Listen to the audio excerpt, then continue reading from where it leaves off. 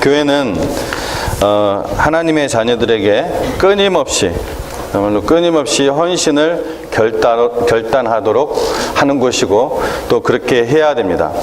그래서 예수님의 뜻을 따라 한 교회의 목자와 또 교사로 세워진 목회자는 우리 성도님들의 그 헌신을 이끌고 또한 도와줘야 됩니다.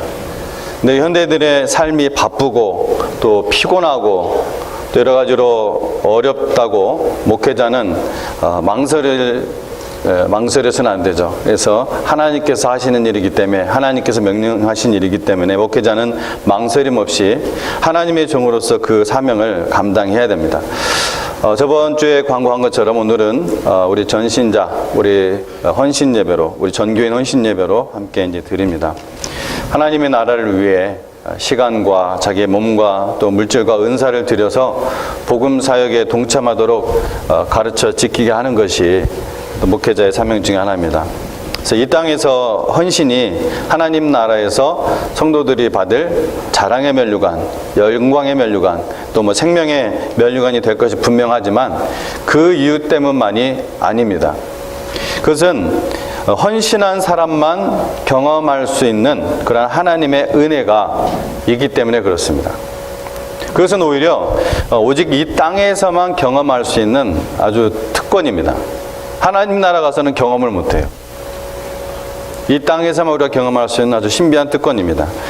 여러분, 인간은 동물과 당연히 다릅니다. 왜냐하면은 하나님께서 그렇게 만드셨기 때문에 그렇습니다.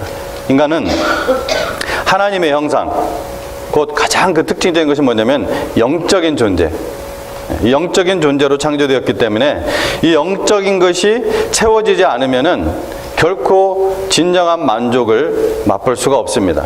누릴 수도 없습니다. 여러분이 오늘 여기 왜 왔습니까? 여러분 혹시 감동을 받기 위해서 오셨습니까? 그런 분도 있을 것입니다. 그러나 그런 것이 목적이라면은 여러분이 집에서 그냥 좋은 영화나 혹은 좋은 드라마 혹은 희생적으로 살아가는 그런 사람들의 다큐를 보면 됩니다. 아니면 여러분이 직접 사회 봉사 활동을 참여하면서 감동을 느낄 수도 있을 것입니다. 하지만 그러한 인간적인 감동은 모두 한계가 있다는 것입니다. 하나님과 직접적으로 관계없는 것들은 결국 이 세상의 모든 것들과 함께 완전히 사라져버리는 그러한 덧없는 것들이기 때문에 그런 것입니다. 우리가 매주 이 자리에 모이는 것은 하나님께 헌신하기 위해서입니다.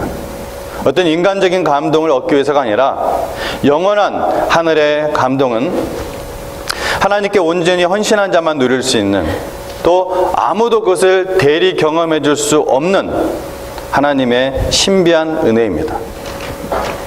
저희 교회 최근에 온 어떤 한 자매를 통해서 그 신비한 걸 제가, 신비하다면 그렇더라도 좀 놀라운 것을 발견했습니다. 처음에는 그냥 한 달에 한 번 정도 미국 교회를 나고 있었기 때문에 예배를 드리기 위해서 온다고 했다가 첫 예배를 참석한 뒤부터 갑자기 생각이 바뀌어서 성경 공부도 참석하고 매주 예배를 나오고 수요 예배까지 나오는 거예요. 놀랐습니다. 나중에 얘기를 들어보니까 차를 막 사야 되는데 목사님 좀 알려달라고 해서 제가 이제 한참 뒤에 살 걸 생각하고 딱 알려줬는데 일주일 뒤에 차를 사버린 거예요.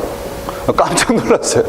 너무 놀랐어요. 진짜 그런 경우를 못 봤어요. 근데 얘기를 들어보니까 본인이 예배를 참석하면서 유학으로 와서 이제 온 지 얼마 안 됐는데 하나님께 예배 드리는 것이 얼마나 감사하고 좀 즐거운 것인지 좀 유익한 것인지 자기가 맛을 봤다는 거예요. 근데 고등학교를 이제 갓 졸업하고 온 학생이에요. 고등학교 졸업하고.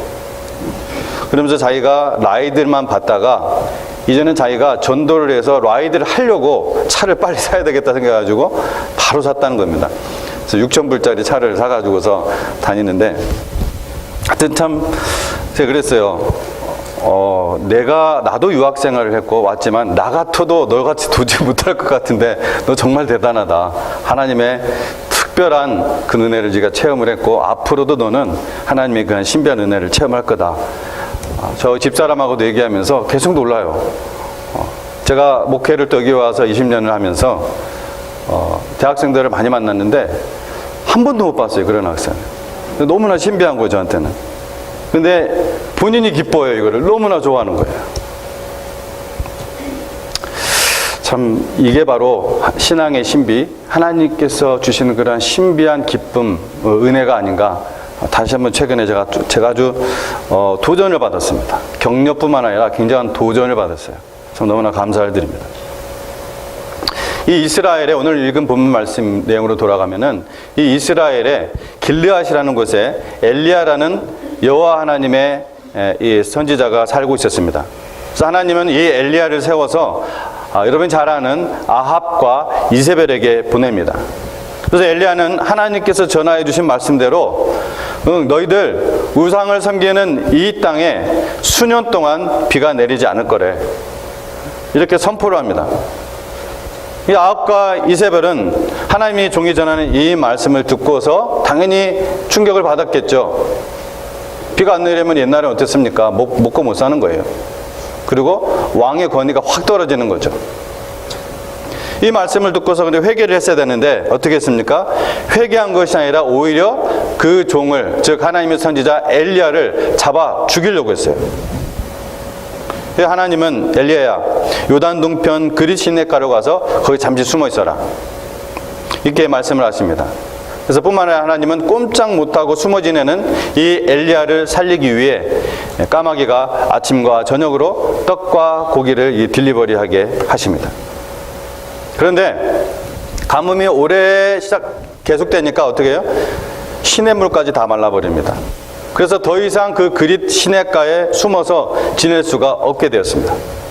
그러자 하나님은 너는 일어나 시돈에 속한 사르밧으로 가서 거기 머물라. 내가 그곳 과부에게 명령하여 내게 음식을 주게 하느니라. 이렇게 말씀을 하십니다. 그런데 하나님께서 말씀하신 것은 엘리야가 생각하기에 도저히 이해할 수 없는 곳이었습니다. 왜냐하면 이 시돈은, 이 사르밧이라는 그 동네가 있는 그 시돈은 이 아합 왕의 아내 이세벨의 고향입니다. 그러므로 그곳은 뭐예요? 바알의 터전이고 이 바알 신의 원산지라고 할 수 있는 곳입니다. 이세벨은 왕비가 되자 모든 백성으로 여호와의 신앙을 버리게 하고 바알 신을 섬기도록 유도를 했습니다. 뿐만 아니라 여호와를 섬기는 제사장이나 선지자는 핍박하고 죽이기까지 했습니다. 엘리야도 그 중에 한 사람이에요. 지금도 이 이세벨의 눈을 피하여 숨어 다니고 있는 중 아닙니까?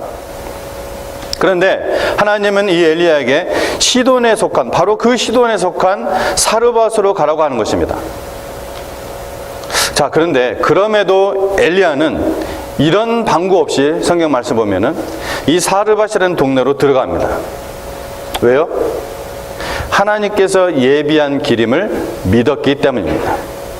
여러분, 믿음의 삶이란 무엇입니까? 그것은 자기 생각대로 사는 삶이 아닙니다. 믿음의 삶이라는 것은 하나님의 말씀에 헌신하는 삶입니다. 내 생각, 내 계획을 따라가는 삶이 아니라 바로 하나님의 뜻, 하나님의 말씀에 헌신하는 삶이, 그것이 믿음의 삶입니다.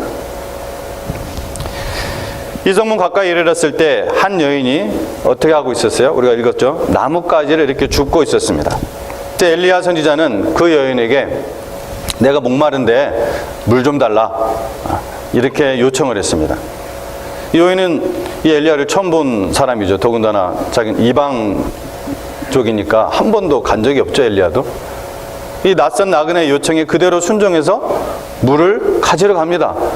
그것도 신기하지 않아요? 더군다나 옛날 남자 여자 이방 사람들을 이 유대인들이, 이스라엘 사람들이 얼마나 개같이 취급하는지 아는데 또 아무런 말 없이 순종하여 물을 가지러 갑니다. 근데 이 엘리야는 물을 뜨러 돌아가는 그 여인을 다시 부릅니다. 그리고 또 요청을 해요. 야, 내가 배가 고픈데 떡 한 조각을 주었으면 좋겠어. 자, 그러자 이 여인이 말합니다. 나는 떡이 없고 다만 이 통에 가루 한 움큼과 병에 기름만 조금 있을 뿐인데 이제 내가 나뭇가지 두엇을 주워다가 나와 내 아들을 위하여 음식을 만들어 먹고 그 후에는 콱 죽으려던 참입니다. 그 뒤에는 아마 울컥울컥 우는 그러한 목소리였을 거예요. 아니, 하나님께서 보내시려면은 부잣집 마님 정도는 돼야지 피신을 가는데, 신앙도 좀 좋고 자기를 보호해 주는 능력도 있고 공경해주고 부족함도 없는 그런 것으로 보내야 되는 거 아닙니까? 하지만 하나님께서 보내신 것은 너무나도 찢어지게 가난한 과부의 집이었습니다. 하나님은 하고 많은 사람들 중에 왜 이런 곳에 보냈을까? 이해하기 어렵다는 것이죠. 그런데 여기서 더 이상한 것은 하나님의 사람 엘리야 선지자의 행동입니다. 13절에 엘리야가 그에게 이르되 두려워하지 말고 가서 내 말대로 하려니와 먼저 그것으로 나를 위하여 작은 떡 한 개를 만들어 내게로 가져오고 그 후에 너와 내 아들을 위하여 만들라. 아니, 이게 말이 됩니까? 벼룩의 간을 빼먹지. 이 마지막 남은 양식을 아들과 나눠 먹고 죽겠다고 하는, 이제 더 이상 먹을 것이 없으니까 그냥 기다리면서 죽음을 기다린다는 얘기예요.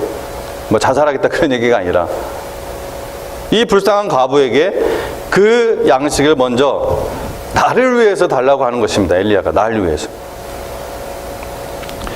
도저히 우리의 상식으로는 이해할 수 없는 요청입니다. 왜 하나님은 엘리야로 하여금 이곳, 이 사렙다 혹은 사르밧, 신약 성경에서는 예수님께서 사렙다라고 하시죠. 그거는 헬라어로 기록됐기 때문에 사렙다로 번역이 됩니다. 사렙다 과부에게로 보냈을까? 사르밧 과부에게로 보냈었을까? 두 가지를 우리가 생각할 수가 있습니다. 하나는 하나님의 종을 하나님의 종되게 하기 위함이었다. 여러분, 지금 엘리야는 어떤 신세입니까? 쫓기는 신세입니다. 그런 그를 어떤 부잣집이나 권세 있는 집으로 보내면은 당장은 피할 수 있고 당장 또 편할 수가 있습니다. 또 그것이 뭐 특별히 문제가 될 것도 없습니다.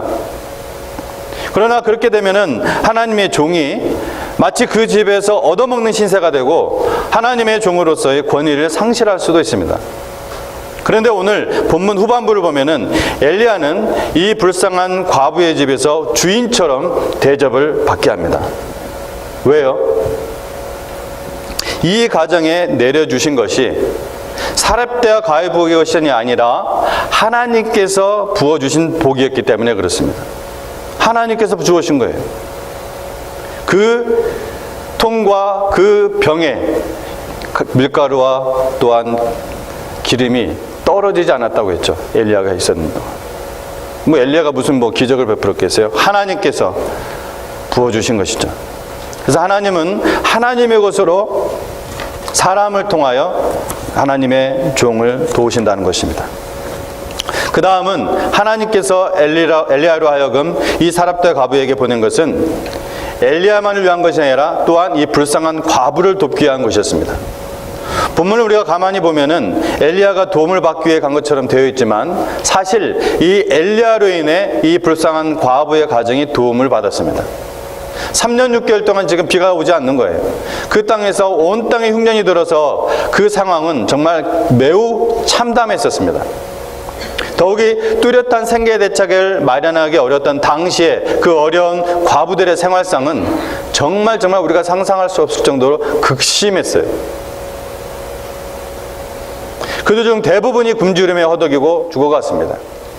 이제 그동안 비상식량으로 아끼고 또 아끼고 남겨두었던 그 밀가루 한 움큼, 그것으로 아들과 마지막 식사를 하고 이제는 죽음만 기다릴 뿐입니다.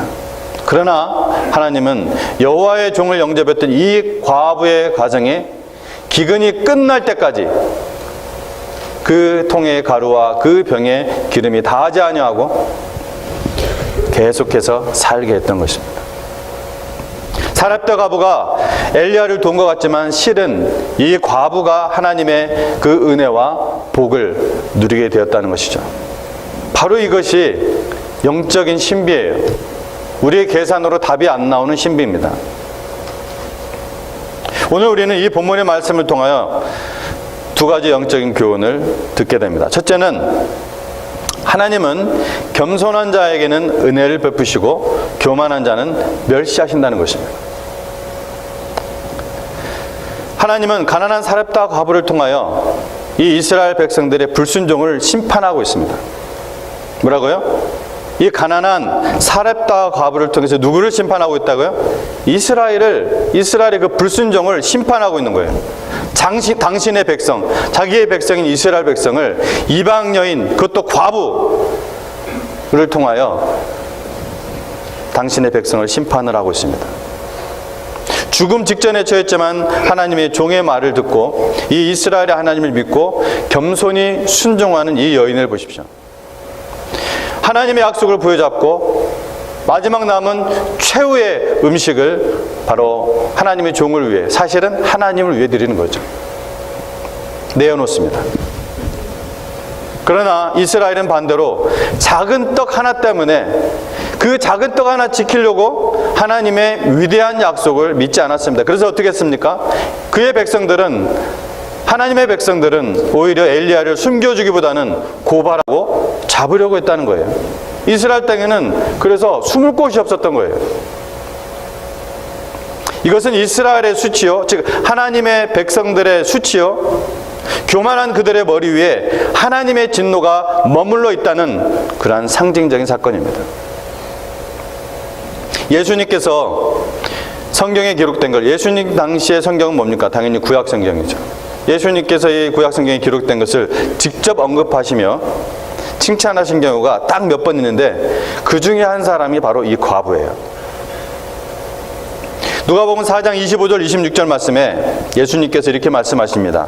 내가 참으로 너희에게 이르노니 엘리야 시대에 하늘이 3년 6개월 동안 닫히어 온 땅에 큰 흉년이 들었을 때 이스라엘에 많은 과부가 있었으되 엘리야가 그중 한 사람에게도 보내심을 받지 않고 오직 시돈 땅에 있는 사렙다의 한 과부에게 뿐이었다. 이스라엘에 많은 과부가 있었지만 다른 모든 이스라엘 사람처럼 이 과부들마저도 불순종하고 하나님 앞에서 교만했다는 것입니다. 예수님께서 산상수훈에서 팔복을 강론하실 때 복 있는 사람의 자질로서 가장 처음 언급한 것이 무엇입니까? 팔복 노래 한번 해보세요. 갈렙 목장 심령이죠, 그죠? 심령이 그죠? 심령이 가난한 자는 복 있나니 천국이 저희 것이며. 심령이 가난한 자는 뭡니까? 우리가 너무나 잘 알죠? 겸손한 자요 순종하는 자입니다. 복 있는 자입니다. 교만한 마음에 겸손과 순종이 깃들 수가 없어요. 여러분, 약 900년 뒤에 예수님께서 회당에서 이 사르밧 과부의 교훈을 들어서 이스라엘 사람들의 교만과 불순종을 지적했습니다. 어디에서요? 길거리에서요? 회당에서요? 제가 방금 얘기했어요. 회당에서. 회당은 왜 있습니까? 이스라엘 하나님의 백성들이 자기들이 예배드리기 위해서 오는 것이 회당입니다. 그 예배드릴 때 예수님께서 하나님의 말씀으로 가르치고 있었어요. 그 회당 안에서 이 사르밧 과부의 교훈을 들어서 이스라엘 사람들의 그 교만과 불순종을 아까 말씀 우리가 읽은 것처럼 지적했습니다. 근데 여러분, 그 결과는 어땠습니까? 회당에서 예배를 드리는 사람들이 놀랍게도 누구와 똑같이 행동하냐면은 아합과 이세벨이랑 똑같이 행동합니다. 엘리야를 아까 어떻게 하려고 했어요? 아합과 이세벨이 하나님 말씀 전하니까 죽이려고 했습니다. 똑같아요. 그들이 부끄러워하고 가슴을 치면서 회개한 것이 아니라 누가복음 4장에 보면 오히려 성경 그대로 말씀이 크게, 그냥 화도 아니에요, 크게 화를 내며 예수님을 어디로 끌고 갑니까? 산 낭떠러지로 끌고 가서 밀쳐 죽이려고 했습니다.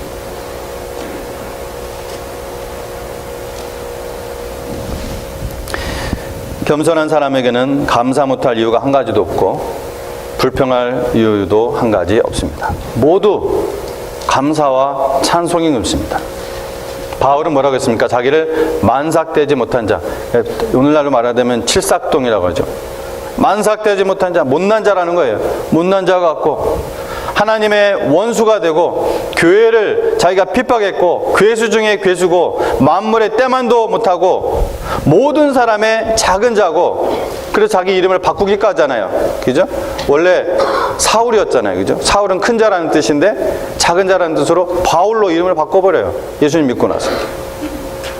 죄인 중에 괴수고 깡패 중에 깡패라고 자기 자신을 그렇게 낮춥니다. 그런 자기에게 하나님이 이런 은혜를 주셨으니 감사하다고 말합니다. 뭐예요? 뭘 주셨다는 거예요? 복음을 전하는 그러한 사명, 그런 일꾼으로 삼으셨다는 것이 너무나 감사하다는 거예요. 영혼을 구원하는 그런 일꾼이 된 것이, 그런 일꾼을 삼아준 것이 너무나 감사하다는 것이죠. 그는 몸에 고쳐지지 않는 병이 있음도 3번이나 기도했어요. 사실 그렇죠? 사도 바울 같은 사람이 그 많은 사람들을 정말 살리고 고치고 했던 그 사도 바울이 자기의 몸에 있는 그 큰 질병으로 해서 정말 간절하게 3번을 기도를 했는데, 간절하게 낫지 않았죠. 그런데도 하나님께 감사했습니다. 그래서 그의 감사는 건강한 사람의 감사와 달라요. 보통 사람이 경험할 수 없는, 이게 바로 아까 제가 신비라는 거예요. 아주 신비하고 특별한 감사입니다. 이거는 누가 대신해서 대리 경험할 수가 없어요. 본인만 경험할 수 있는 거예요. 두 번째, 우리가 지금 전신자 헌신 예배의 말씀을 나누고 있습니다. 그래서 헌신자의 태도에 대해서 우리가 보고 있는 거예요. 두 번째, 하나님께 우선순위를 두라는 것입니다. 엘리야는 한 끼의 양식밖에 남아있지 않은 이 사렙다 과부를 향해서 그것을 먼저 나에게 돌리라 이렇게 공고합니다. 그것은 어떤 명령은 아니었지만 권위를 가진 하나님의 종이 하나님의 뜻을 받들어서 강력하게 권하는 것이었습니다. 왜?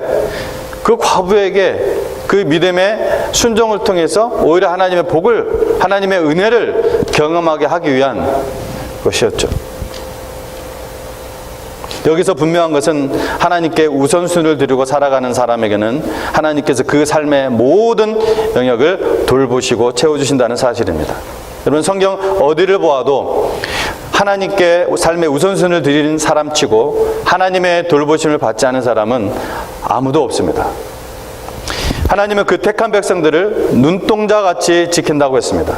들의 백합화를 보라고 했습니다. 저 공중의 새들을 보라고 했습니다. 하나님께서 그들을 먹이시지 않느냐? 하물며 너희일까 보냐? 믿음이 적은 자들아. 여러분, 맨소레담이라고 아십니까? 맨소레담? 맨서레이텀, 원래 그렇죠, 영어로는. 지금도 아마존 사이트 가서 이렇게 쳐보면은 리뷰가 아주 굉장히 좋아요. 근데 이게 나온 지가 굉장히 오래된 약이죠. 그렇죠? 한국에서도 나온 약이고. 맨소레담. 예, 피부질환 같은데 아주 다양하게, 옛날에는 약이 이제 없었을 때니까 이모저모로 많이 쓰였습니다. 1900년에 지어진 그 맨소레담 그 본사가 아직도 이 캔사스에 있습니다. 1900년. 알버트 알렉산더 이 하이드라는 사람이 이 약사인 친구와 함께 세운 회사라고 합니다. 그는 그의 전기를 읽어보면은 신앙이 아주 깊은, 아주 하나님께 헌신적인 그런 사람이었어요. 그냥 명목적인 그러한 교회 다니거나 명목적인 그리스도인이 아니었습니다. 모든 면에 있어서 정말 헌신적인 사람이었어요. 그는 사업 초창기에 서점을 개업을 했었습니다. 그래서 조그맣게 이제 문방구도 팔고. 근데 여러분 잘 알다시피 1887년에 미국에 뭐가 있었죠? 대공황이 있었습니다. 경제 대공황. 그때 대공황이 왔을 때 당연히 쫄딱 망했죠. 모든 미국 사람들이 엄청난 경제적 고통을 받았던 때입니다. 그래서 오히려 많은 빚을 지게 돼요. 자녀가 9이었는데 생계조차도 당연히 막연한 상황이었습니다. 그런데 그 와중에서 자기가 그 사업을 할 때 이 YMCA에 봉헌하기로 한 그런 하나님과의 약속을 지킵니다. 구체적으로 말씀드리면 제가 본질을 흐릴 것 같아서 안 하지만은 이 사람의 이 헌신은 대단한 거였어요. 그 이후로 3년 동안 이 하이드는 극심한 고생 속에 그렇게 봉헌을 한 뒤에도 뭐 갑자기 하나님께서 복을 주셔 뭐 잘됐다 얘기가 아니에요.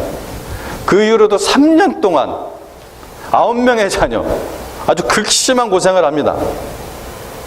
그러던 중 1890년에 이 맨소레담 회사를 창립하게 되었는데, 자기 친구, 약사인 친구와 함께 창립하게 됐는데, 하나님께서 바로 이 기업을 엄청나게 성장시켜 주었습니다. 세계적인 기업이 돼요. 그런데 거기서 끝난 것이 아니에요. 그 회사가 많은 수익을 창출하자 이제는 10의 1조가 아니라, 숫자는 얘기 안 할게요. 엄청나게 하나님께 드리기 시작합니다. 그래도 자기는 많으니까. 보통 사람보다. 실패 속에서도 하나님을 잊지 않았던 사람, 가난 속에서도 하나님께 약속했던 그 봉헌을 지켰던 사람, 이 사람을 하나님께서는 들어서 하나님의 복의 통로로 사용하셨다는 것입니다. 저는 예수님께서 맡기신 양떼인 여러분들의 목사로서, 여러분이 지금 당장 경제적인 그러한 어려움에 처해 있다면은, 재정에 있어서 하나님 우선순위에 두라는 것 외에는 더 이상 솔직하고 분명하고 간단한 조언을 드릴 수가 없습니다. 저도 어린 시절부터 그런 가정에서, 아주 열악한 환경에서 제가 자랐고, 어린 자식들을 제가 3명을 키우면서 개척 목회를 제가 했기 때문에 적지 않은 고난의 과정을 거쳤습니다. 그래서 그 아픔을 제가 공감하고 그것을 위해서 기도하겠지만 그 길밖에 없습니다. 하나님의 손길을 체험하는 길은 먼저 하나님의 나라와 의를 구하라, 이 모든 것을 너에게 더하시리라. 이 약속의 말씀을 붙잡고 살아가는 것입니다. 안 하면 하나님께 여러분 기도로 가서 따지셔야 돼요. 그러한 담대한 믿음이 있어야 됩니다. 옛날 프랑스에 존과 찰스라는 형제가 살고 있었습니다. 프랑스식으로 하면 존은 장이고 찰스는 샤를르입니다. 동생 존은 어릴 때부터 겸손했습니다. 이 신앙의 가정에서 자랐죠, 옛날엔 대부분. 그리고 자기의 생애를 하나님께 헌신하겠다고 결심했습니다. 그래서 기도할 때마다, 또 성경을 읽으며 새로운 감격이 북받쳐 오를 때마다 솔리 데오 글로리아, 오직 하나님께 영광을, 주먹을 불끈 쥐고 외쳤습니다. 그러나 그의 형 찰스는 자라면서부터요, 동생에 대한 열등감이 좀 있었어요. 그래서 동생이 솔리 데오 글로리아, 오직 하나님께 영광을 이렇게 외칠 때마다 옆에서 오직 나의 영광을 위해서, 오직 세속의 영광을 위해서 은근히 약간 반항을 하면서 그렇게 맞장구를 쳤습니다.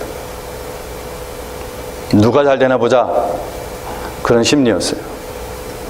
근데 하나님이 두 사람에게 허락한 삶을 다 살았습니다. 죽었다는 거예요. 먼 훗날 프랑스 대백과 사전에 이 형제의 이름이 실렸습니다.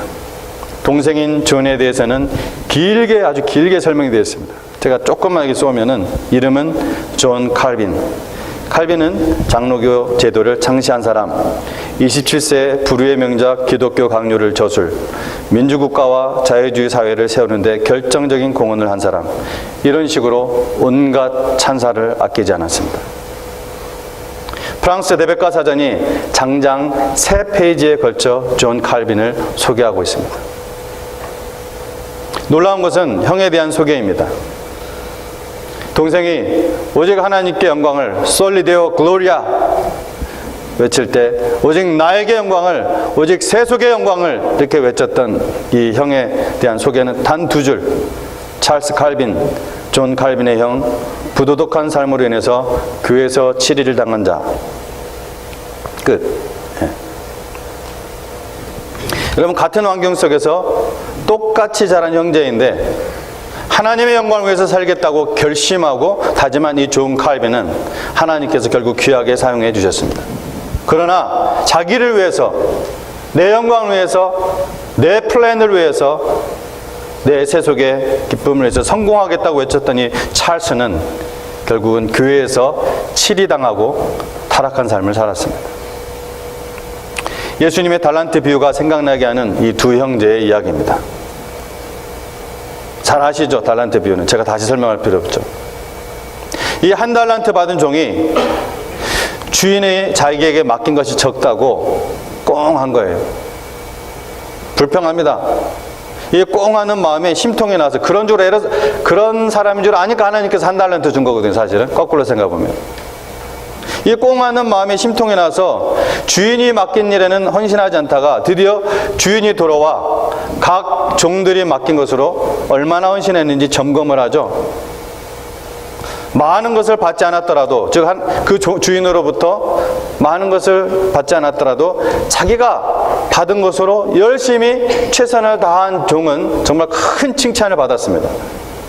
사실 생각해보세요. 주인이 믿고 맡겨준 것만 해도 종은 감지덕지할 일이죠. 하지만 이 불공평하다고 어떻게 이럴 수가 있냐고, 저 사람은 많이 주고 나는 조금 주고, 저 사람은 저런 자리에 있게 하고 나는 이런 자리에 있게 하고, 이렇게 불공평하다고 불평하고 아예 그것을 땅속에 묻어버리고 헌신하지 않았던 이 종은 문 밖으로 쫓겨납니다. 뿐만 아니라 예수님은 그 주인이 그 뒤에다 대고, 쫓겨나는 그 뒤에다 대고 이렇게 얘기할 것이라고 말씀하시죠. 너무나 엄청난 말씀이에요. 이 무익한 종을 바깥 어두운 데로 내쫓으라. 거기서 슬피 울며 이를 갈리라. 하나님의 자녀요 백성된 여러분 겸손하게 하나님 앞에서 감사함으로 최선을 다하여 헌신하시기 바랍니다. 먼저 하나님께 항상 우선순위를 두고 헌신하십시오. 이 믿음의 헌신은 하나님의 자녀가 이 땅에서만 경험할 수 있는 아주 독특한 그런 신비한 은혜고 특권입니다. 지금이 여러분 은혜 받을 만한 때입니다. 무슨 말입니까? 기회는 항상 기다려주지 않는다는 말입니다. 기도하겠습니다. 하나님 아버지 감사합니다.